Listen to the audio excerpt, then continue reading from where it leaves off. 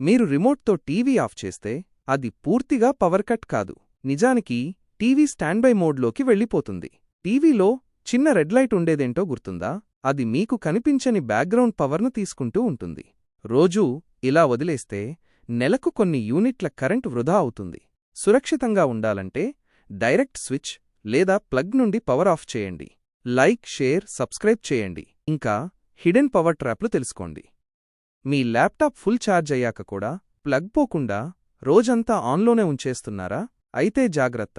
Lithium ion బ్యాటరీలు పరిమితికి మించి ఛార్జ్ అవుతూ థర్మల్ స్ట్రెయిన్కు గురవుతాయి. దీనివలన బ్యాటరీ హెల్త్ నెమ్మదిగా తగ్గిపోతుంది. అదేం కాదని అనుకునేలోపే బ్యాకప్ తగ్గిపోతుంది. అకస్మాత్తుగా షట్డౌన్లు మొదలవుతాయి. సురక్షితంగా ఉండాలంటే ఛార్జ్ 100% అయిన తర్వాత అన్ప్లగ్ చేయండి.